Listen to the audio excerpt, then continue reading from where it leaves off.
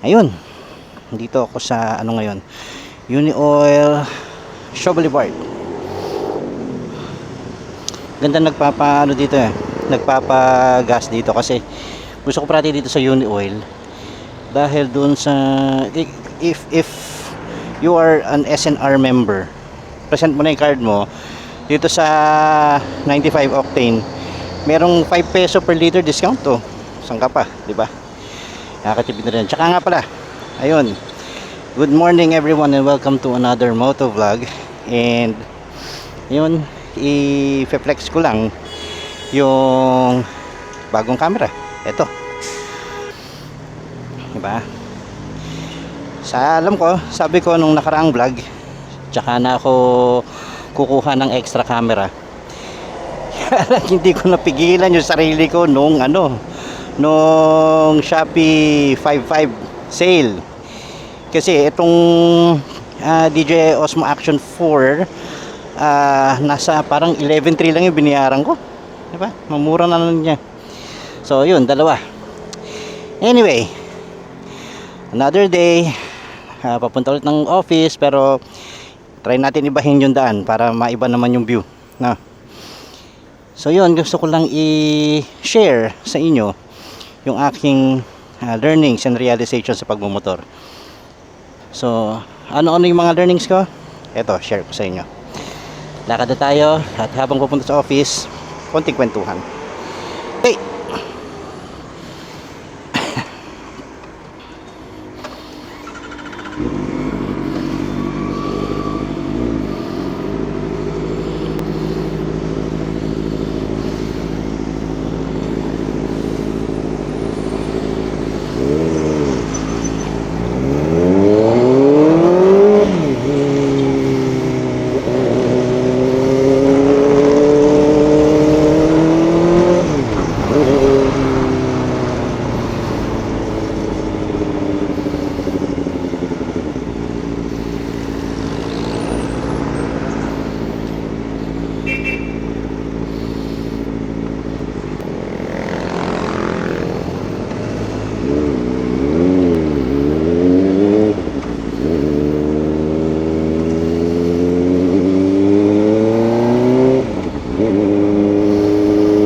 Alright, so ayun,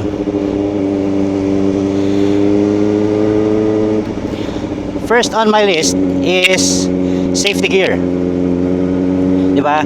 Alam naman natin, pahilo, helmet ang requirement, and bawal ang tsinelas at crocs. Pero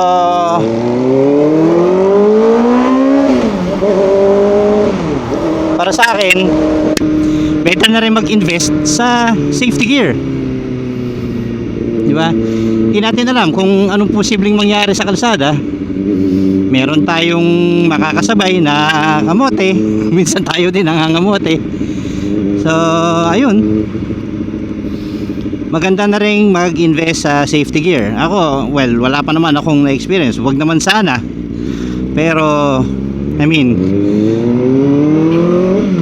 bumibili ako ng mga safety gear. Chine-chempo ko naman. Alam ko medyo mahal di ba? Alam naman natin yun.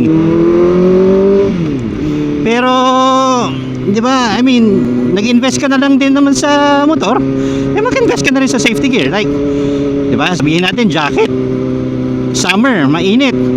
Well, yung mga jacket naman yun, designed na siya na, air cool, di ba?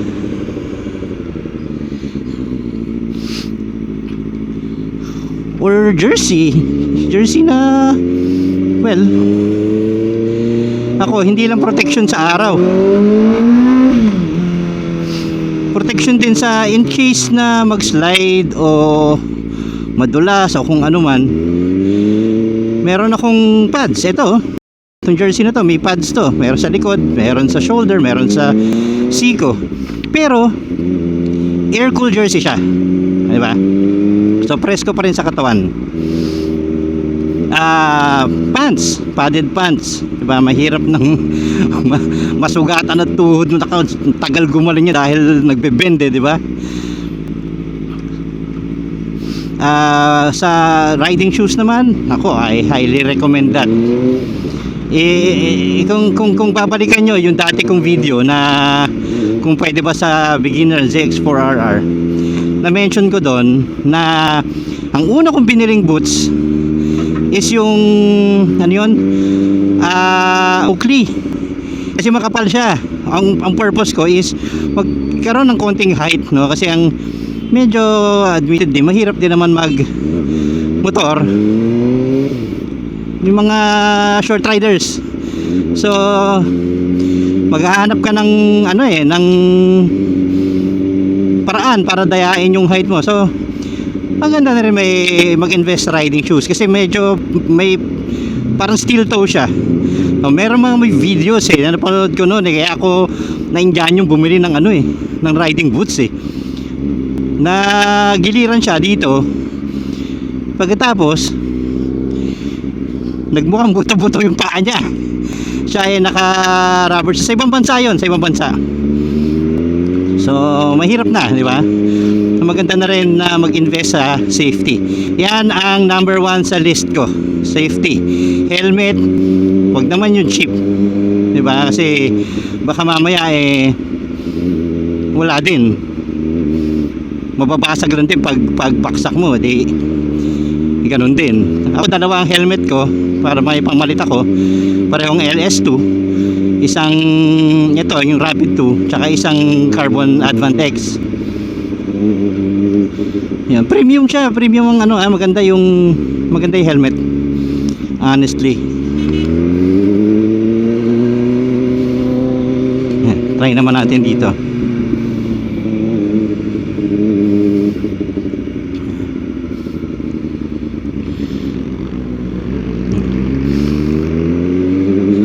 Next on my list is yung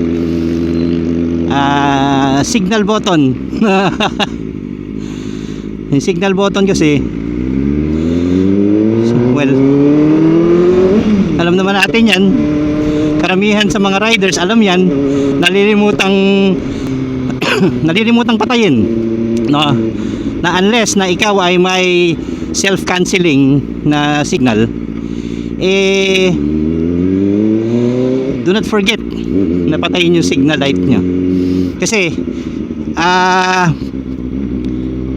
magbibigay lang ng wrong signal or wrong information doon sa mga kasabay natin sa kalsada.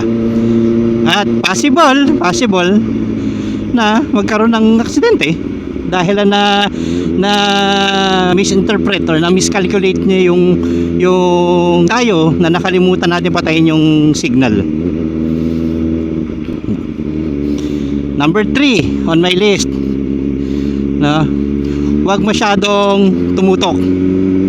Huwag masyadong tumutok sa chill lang. Kasi hindi mo din masabi pag biglang nag-sudden stop yung yung nasa harapan natin, saan ka pupunta nun? I mean, yeah, stopping power, itong bike na to, dual disc brake sa harap. Pero kailangan maging may distance ka. Hindi lang yung mag-sudden stop yung sasakyan na nasa harapan. Learning ko kasi 4 ang gulong niya. Meron palang pothole.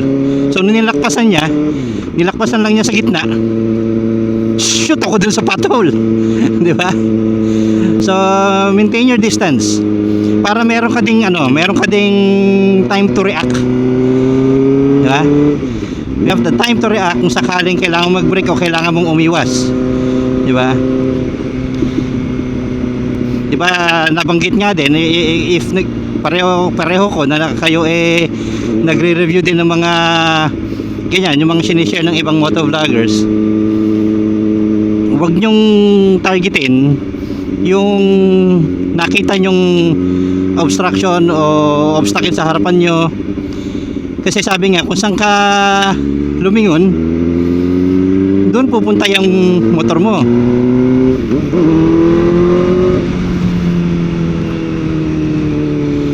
Yan principle ng bike, kung saan ka lumingon, doon liliko yung bike mo. Ang kailangan mong gawin, targetin mo, hanap ka agad ng escape route mo. kung saan ka makakalusot. Kung tingin mong alanganin yung brakes, di ba? Yeah. Always use your side mirrors. Importante yan. Hindi pwedeng dahilan niya, hindi kita nakakita eh. I mean, di ba? Kasi nga, sabi eh, tayong mga motor, invisible tayo. Invisible tayo parati. Huwag mong i-assume na nakita ka niya. At unless na nakita mo sa side mirror nyo, nakita mo siya nakatingin. Minsan nga nakatingin na siya, kala niya, ang impression natin, nakita na tayo eh. Pero hindi pa pala. Di ba? Tsaka huwag kayong gigit na. Yung bang tipong tanaw kayo dun sa side mirror.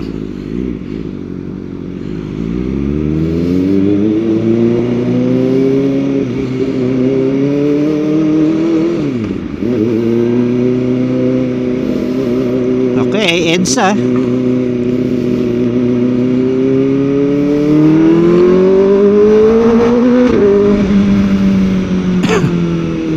Tayo sa EDSA. Grabe no? At 5:46 AM, ganito na karami ang sasakyan sa EDSA. Para iba naman yung view.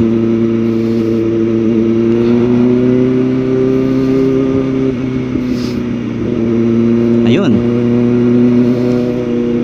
Ayan, tingnan nyo. Ganyan ang pwestuhan na yun. Dapat tanaw ka sa side mirror nung nasa road. Huwag masyadong malapit. May time ka to react.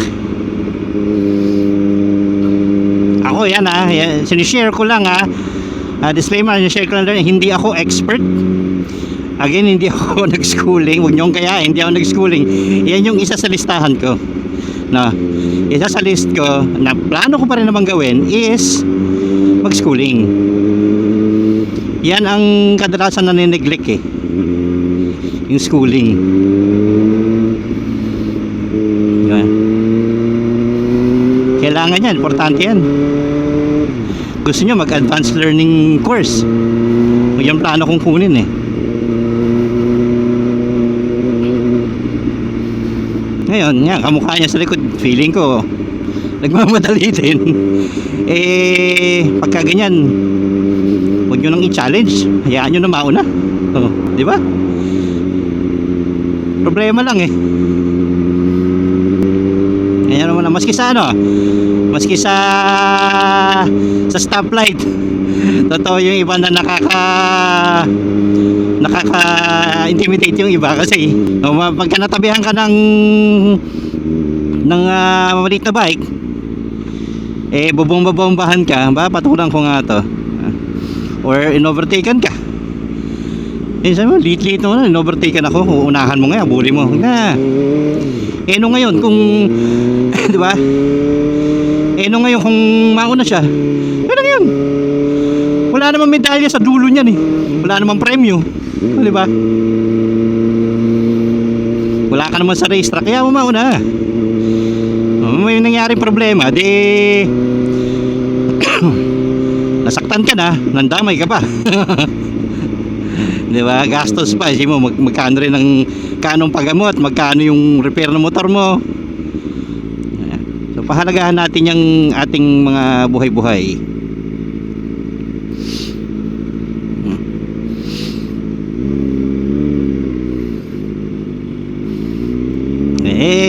Ayun. So far, yan yung aking mga natutunan dito. Alam kong marami pa akong matututunan. Sobrang dami pa.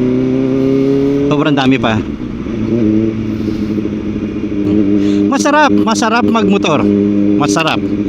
Ibang-iba siya compare sa kotse. Diba? Ibang-iba siya.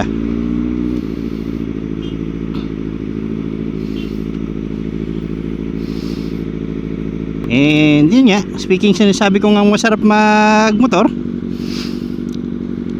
Yung pinaka gusto ko na realize ko sa pagmamotor is throttle therapy. Okay. 'Di ba? Madami naman sa atin parating partner na natin sa buhay yung stress eh. Hindi na mawawala yan, whether personal, sa work, Sama yan.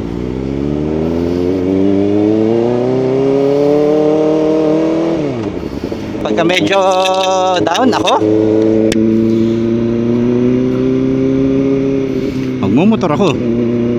Punta ako ng Tanay. Alam mo, masarap tumingin sa ano eh. Masarap tumingin sa anong tawag dito, sa mga bundok-bundok, sa green. Pagka stress.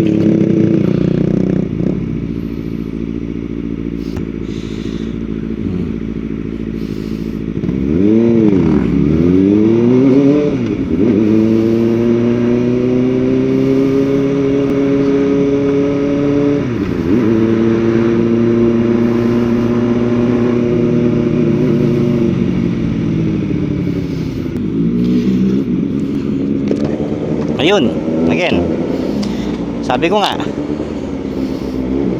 nga kay Google, ang throttle therapy is normally being used by it's a term used by motorcycle riders. Ano yun eh, mental health. Ako personally, experience ko yun, ang lakas niyang maka bawas ng stress. Alam mo yung minsan, kung ano man pinagdadaan mo, work man yan o personal, yung pakiramdam mong lumulobo ulo mo, feeling mo puputok na yung ulo mo sa sobrang stress.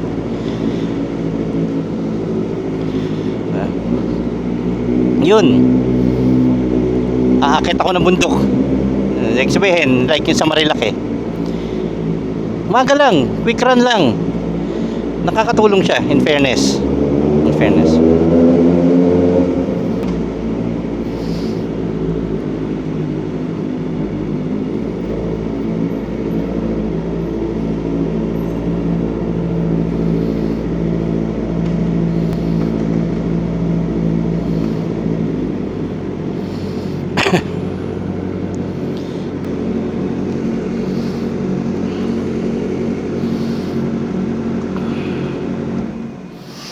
Right, so yun, karating na naman sa workplace. So yun, at least share ko lang sa inyo yung aking mga learnings. Marami pa, pati yung counter steering, hindi ko naintindihan nung una yan eh. Pero nung una ko napunta sa Marilaki, nung na-experience ko personally, yun pala ibig sabihin ng counter steer. Diba, para makakanan ka, kailangan mo i-push yung handle ng pakaliwa. Yung pag nag-lean ka, yun yung magpapaliko eh. O over ka pag kinabig mo eh. So kailangan opposite, ilalaban mo siya. Yun lang naman sa akin. Again, hindi ako expert. Ilang mga natutunan ko sa pagmumotor, mga experience ko, sinishare ko lang sa inyo. Ay, kung may iba kayong tips na makakatulong, please comment down below. Okay? Maraming salamat sa pagsama ulit, papasok sa work. At ayun, I'll see you on my next vlog.